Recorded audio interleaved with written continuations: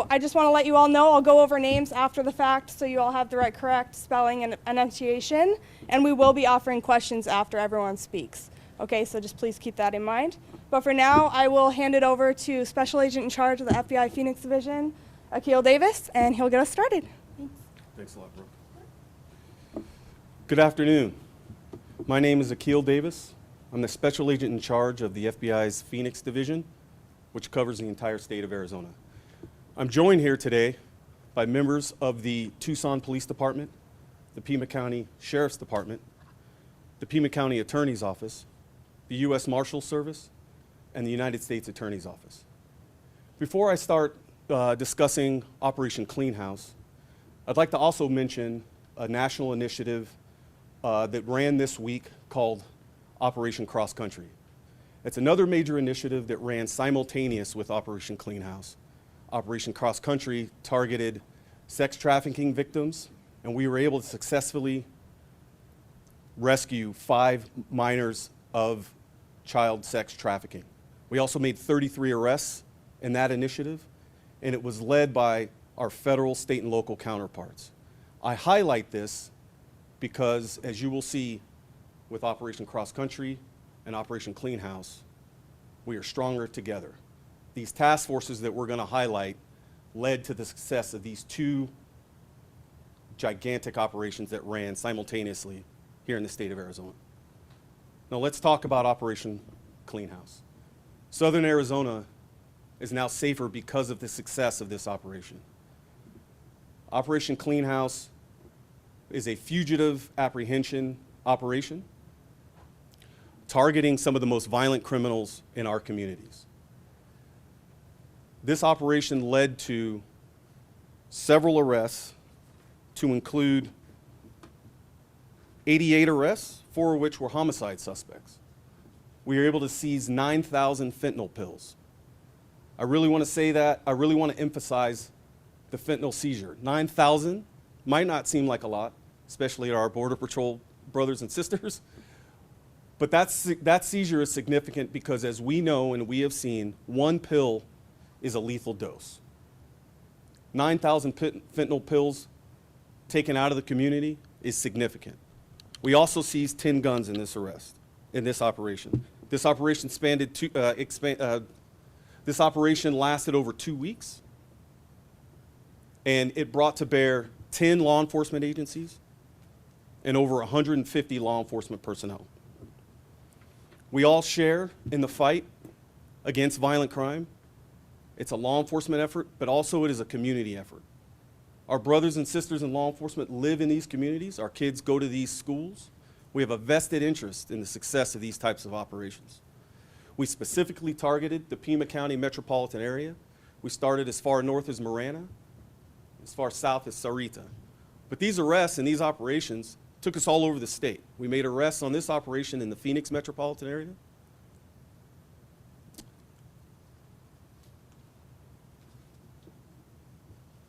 Now a bit of thanks.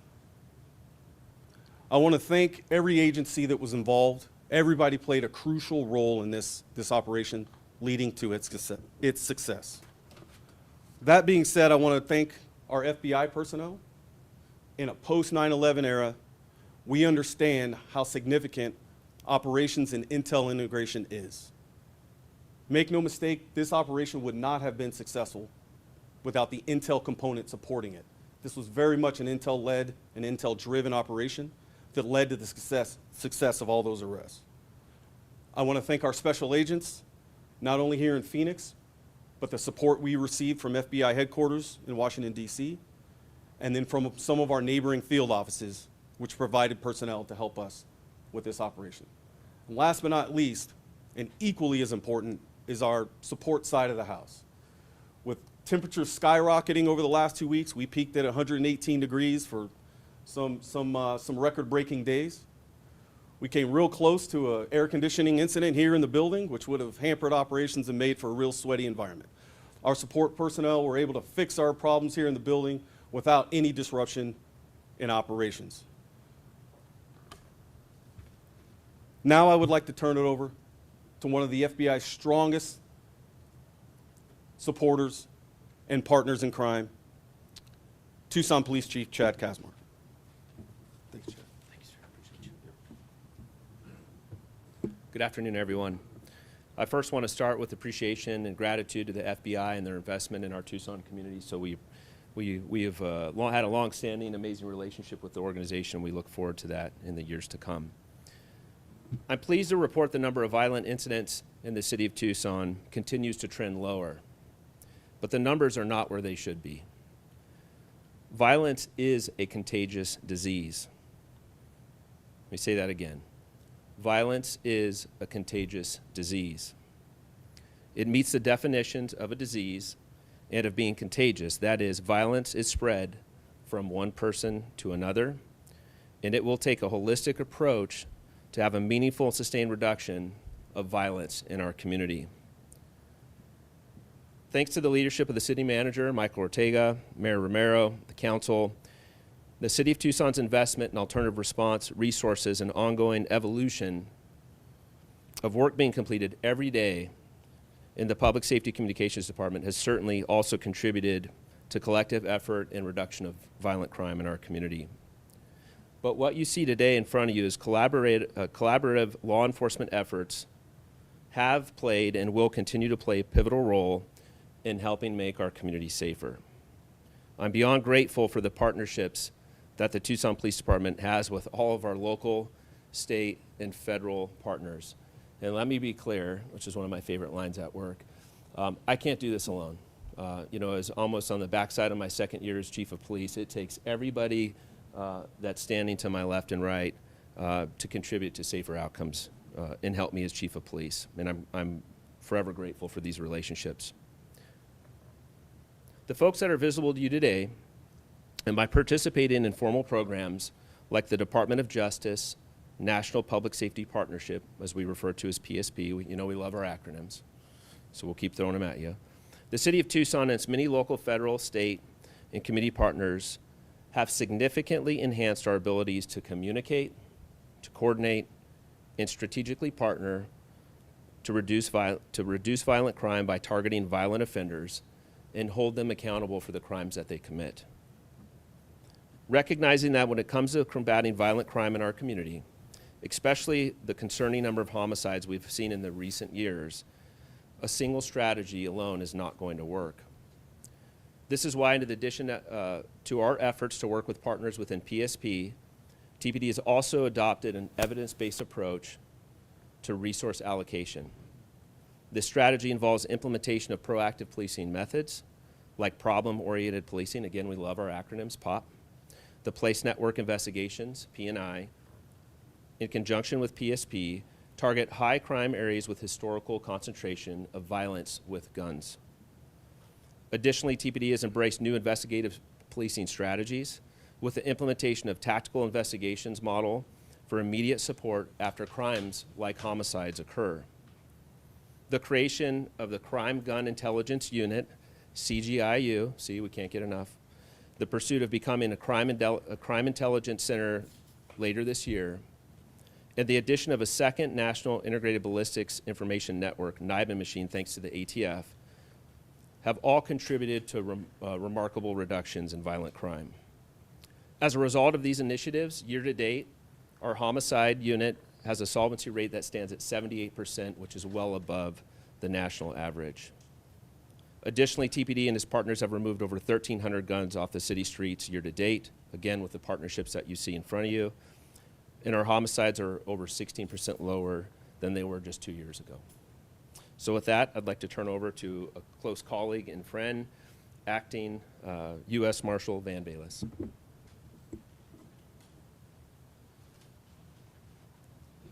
Thank you, Chief, and good afternoon. First, I would like to commend the FBI here in Tucson and also the Phoenix Field Division for their endeavor to coordinate and put together this operation and to achieve the results that they did, Operation Clean House. Most major cities across this great nation have unfortunately seen a spike in violent crime over the last few years. Many of us on this stage today suffer from a reduced amount of personnel in our law enforcement ranks and also our civilian support staff. These leaders standing here today have shown the dedication and commitment to work collaboratively across a federal, state, county, city, and tribal partnership within law enforcement to innovate for solutions, to ensure that we continue to protect our communities and to serve them, which they deserve. I appreciate the support and coordination from the Pima County Attorney, Laura Conover, and the United States Attorney, Gary Restaino, to combine efforts in ensuring that those who commit these egregious crimes will be prosecuted for their actions. I want to express my appreciation to the community for working with law enforcement to assist us in locating, apprehending, and arresting these individuals who will be prosecuted. In operations such as Clean House, we endeavor to provide some small level of closure to the victims and their families. We also hope that the perpetrators will know that they will be sought, they will be found, and again, they will be prosecuted. It is through this process that we can all work towards having a more safe community, provide an environment for our citizens to continue growing their lives and their families in the neighborhoods without fear of violence. Lastly, to the media, for being with us today and carrying this important message to our community, we thank you. It is my honor to introduce Pima County Attorney Laura Conover.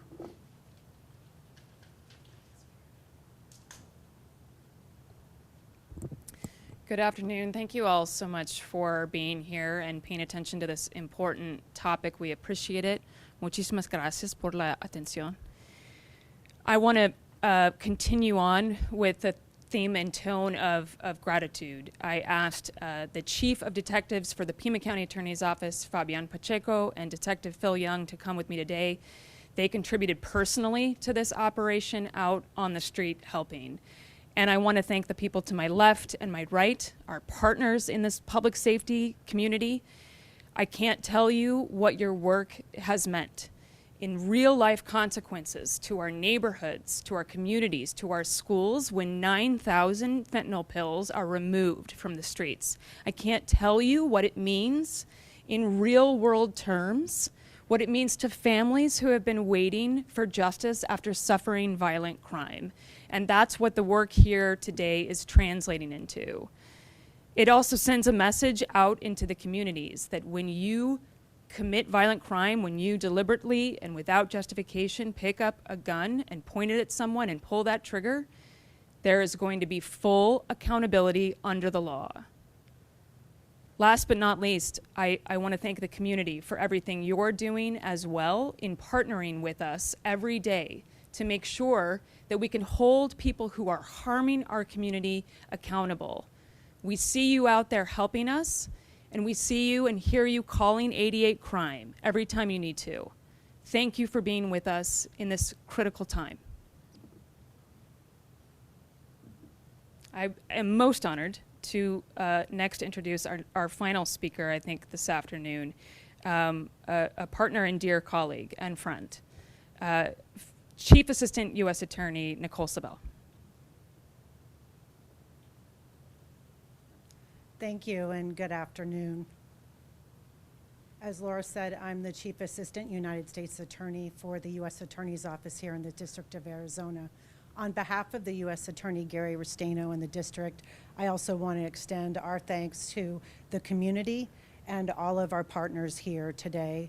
Without them, the success of this operation and the ongoing efforts to combat violent crime would not be possible. Thank you. And I want to point out that the coordination has been essential for our part of the operation.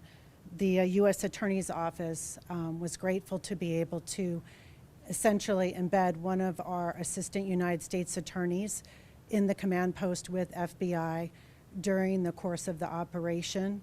And from that coordination, we federally charged defendants who were also being arrested on warrants, who we have charged with new offenses. One of those offenses has already been mentioned. There's been a defendant charged federally with possession with intent to distribute 9,000 fentanyl pills. In addition, we've also charged federally a felon in possession of a firearm who has a previous conviction and had that firearm in his possession at the time of arrest. Also, I want to note that as part of our ongoing commitment to combat violence and gun crimes, the U.S. Attorney's Office is going to be dedicating an extra Assistant United States Attorney to our violent crime group in the Tucson office, who will be designated to prosecute gun-related crimes. We have also reinvigorated our reentry efforts by making regular presentations to inmates who are going to be released on parole at the state prisons to talk to them about and essentially warn them about the federal laws prohibiting possession of firearms and possession of ammunition by convicted felons. We hope by these efforts that we can deter future gun violence and hopefully mitigate future possession of firearms by those who should not possess them, who would be charged when apprehended. Lastly, the U.S. Attorney's Office looks forward to our ongoing efforts to make the community safer, and we will continue our work in this very important area. Thank you.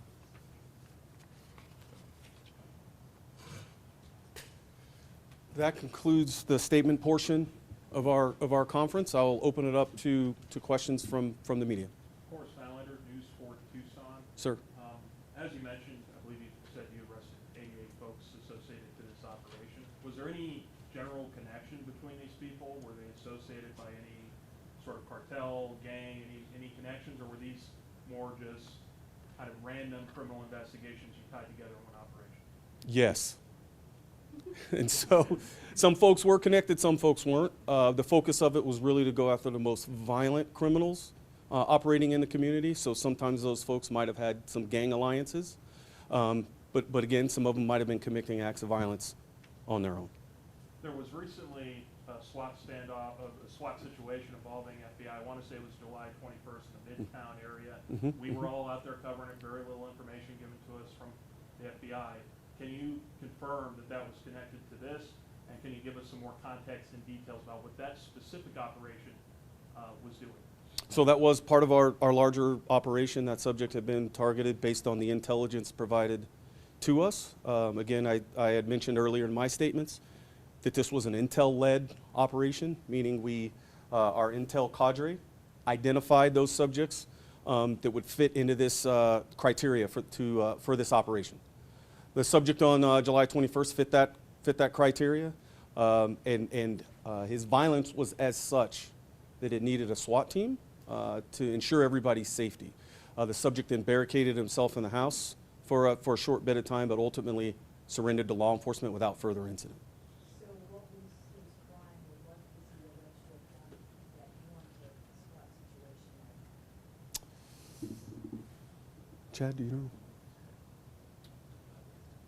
Yeah, I'm sorry, I don't have that. Felon in possession of firearms. Are you aware of any of these suspects who have arrested dying in prison after their arrest recently? I've been briefed on an incident. However, I'm not at liberty to talk about the circumstances of that situation. Pardon, Steve Jess from Arizona Public Media. What are they charged with? I know it's a lot of people. Are there primarily murder charges or aggravated assault, or what is it that they face? Yeah, so yes to everything that you just said. So there are homicide suspects, of which we arrested several, 4 of which were homicide suspects, but aggravated assault, felon in possession of firearms. As the U.S. Attorney mentioned, possession with dangerous drugs with the intent to distribute. So it runs the gambit, but as you could imagine, they're all violent crimes, significant felonies, if successfully prosecuted, facing significant prison sentences. Were some of these people in violation of parole or anything like that, the 80 people that you held? I believe there were. I believe there were some for parole and probation violations, but again, all tied to violent felony crimes. Y'all had mentioned that you guys seized 9,000 fentanyl pills. Did that come from one source, or was that just, did you guys just accumulate all of that? John, that came from one person. Thank you. I understand there seem to have been statewide connections to this operation, but just based on the presence here, it clearly seems mostly focused Pima County, Tucson area. Mhm. Is there a reason for that? Is the crime here in particular, gotten so out of hand or so bad that you needed this operation here? What was the reasoning behind the focus of the geographical area? We really wanted to get with our partners in Pima County to create some type of targeted enforcement. We're seeing a spike in violence nationwide. Phoenix Police Department, along with our state and local and federal partners up in the Maricopa County area, ran a similar operation earlier this summer. And as you see through the PSP program that Chief Kazmar had mentioned earlier, these types of operations are going on nationwide in major cities. Pima County and the city of Tucson are just kind of part of that operation to make our communities safer. If we want to follow these individual cases, the 88 cases as they move forward, is your office able to provide case numbers so we can look at court documents and see where these cases go? Absolutely. I have a question for the chief. Chief, Sure. I might want to defer back to you. Understood. it was just mentioned that, that there's been a spike in violent crime nationwide, yet you say you've got 20% lower than if you have more. So in other words, Tucson Yeah. is the front rate's down, but violent crime is down. And that's- Homicides are down. So gun crime is still much higher than I'd like it to see. We're still working through some of the data from this year, but I can tell you last year we had 870 non-fatal gun incidents. This year, from September of last year forward, we're now tracking incidents where somebody is pierced by a bullet. So when there's skin contact from a firearm. So just to, again, you've heard a lot about data. You know, we want to better understand what kind of crime is being committed. And when we talk about violent crime or gun crime, there's a lot of nuances and a lot of different ways that we talk about that, which presents some challenges, honestly, for us to be able to tell the story and to track it on top of some other things like a report writing system that's all brand new for us too, and some federal reporting requirements through NIBRS. So a lot of different things that come together. But what I would tell you, and I want to touch base on the fentanyl question, is gun crime and narcotics are all intertwined. It's very difficult for the public safety team in front of you to separate those things. So it might be that we're going after somebody who's been caught selling narcotics once already as a prohibited possessor and is out on a charge. So the mechanism or the warrant that we might pick them up on, but they've already demonstrated risky behavior that might lead them to becoming another offender or victim of violent crime. We're at 41 homicides year to date as of last night. Which is, again, down from last year. So I'm pleased with that number, but guns are accessible. One thing we haven't really touched on is youth. We are across the nation, as you've heard from the FBI, we're seeing not only that spontaneous violence is increased, but youth and youth's ability to get access to guns and to use guns. So by the time that their brain has caught up to their actions, they've already pulled the trigger. And we're seeing in this city, I'm talking minors 12, 13, 14 years of age that are using firearms. Question right over here. Andrew Christensen with KGUN 9 News. Chief, you're working with the county on crimes like street racing because there's not enough personnel. At least that was told to us in January. Is there enough personnel within your department to tackle the rising crimes for some of these crimes? Yes, with this personnel, yes. Yeah, I have a great relationship with Sheriff Nanos, who couldn't be here today. We talk daily, if not most times weekly, if not daily, on a variety of different topics. And it's not as much as do I have the resources that I'd like to have? Of course not. There's no major city chief in this country that's fully staffed. But what we've done through the city's investment, through community safety, health, and wellness, our alternative response, our 911 center peeling off calls that don't need to come to the police department, our homeless, you might not think that our homeless strategies and protocols that the city's developed would make a difference with violent crime, but it does. So when my officers aren't out doing lower level camp cleanup, that's freeing up their time to go out and target violent offenders, do traffic enforcement, do safety, do things that require a gun and a badge to do.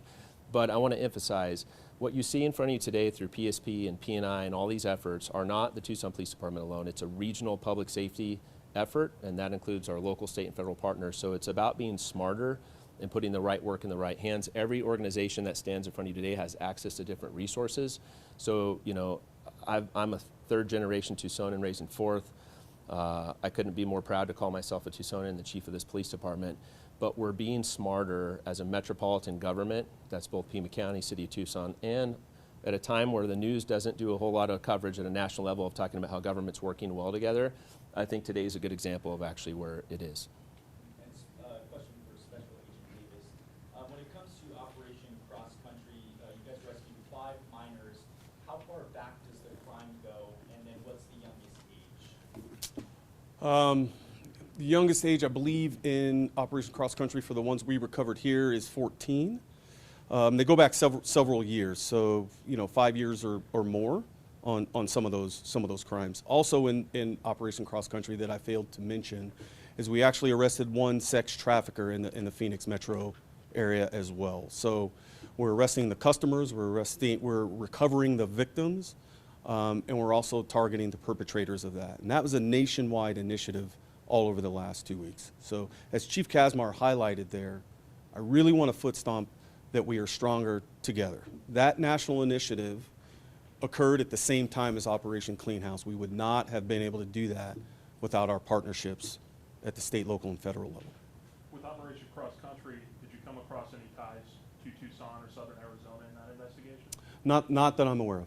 Not that I'm aware of. And real quick, back on the topic of access to guns, and whoever feels most appropriate to answer this, whether it's you or the Chief Kazmar here, where is most of the guns coming from? Is it legal possession of guns being misused, or is it illegal firearms?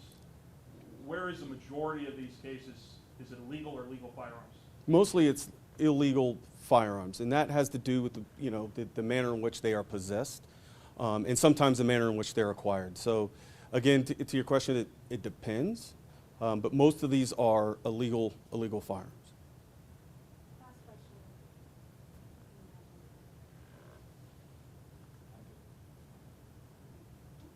Okay, thank you for your time today. I appreciate it.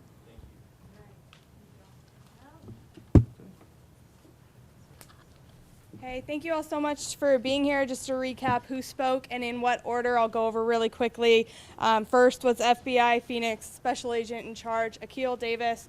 Then Tucson Police Chief Chad Kazmar. Akil? A-K-I-L. Then Tucson Police Chief Chad Kazmar, Acting U.S. Marshal Van Bayless, Pima County Attorney Laura Conover, and Chief Assistant U.S. Attorney Nicole Saville. Yes, I'm going to triple check though and make sure. I think it's S-A-V-E-L, but it might be a double L, so I'll send you all an update. Also, I'm going to be sending out a press release as well with the numbers to your desks. I just don't have access to it. I got to go upstairs and send. And then, yeah. I have my phone, but the media distro list is hard. So we personally do not issue mugshots. Usually with the prosecutor, that's the prosecutor question, right? So it depends on what level. I'll say too, if you want to go live at 4, 5, or 6, let me know. We can have you come in the lobby and go live, or out by the sign and go live. If you're outside the gates, it doesn't matter, but if you want to go live at 4, 5, or 6 from here, just let me know and we can arrange that. If we can do that, can we have our phones? Yeah, that's exactly it. Oh yeah, Yeah. yes, I know. Okay, it's been like 5 years. It's all good. Yeah, it's all good. I would have to, because you need Wi-Fi and Bluetooth for that. Yeah, we need to be able to call dial back. Yeah. So if we do it that way, then I'd have to have you stand outside. Okay. You wouldn't be able to be in the lobby, but you'd have to be in front of like the Tucson Resident Agency sign right there. Okay. But you can come into the lobby in between, so you're not burning up. If that helps. Well, we'd still have our phones then, wouldn't we? Yeah, but we can leave them like outside or whatever. Okay. Or turn the Wi-Fi. Yes, of course. Thank you. Or turn the Wi-Fi and Bluetooth off when you're Any way that we inside, can- and then when you're back outside. you turn it. Any way that we won't go any further than Yeah, just, that's just- I mean, I can check with our security people. Yeah, let me check, cause tell them we'll just be right, we'll be in that area. Have Yeah. an escort. Yeah. yeah, I know. It's a Bluetooth and Wi-Fi thing that we're not allowed. Like I can't even have it on my phone. We don't need Bluetooth or Wi-Fi, you just need to call. Yeah, we just need the line.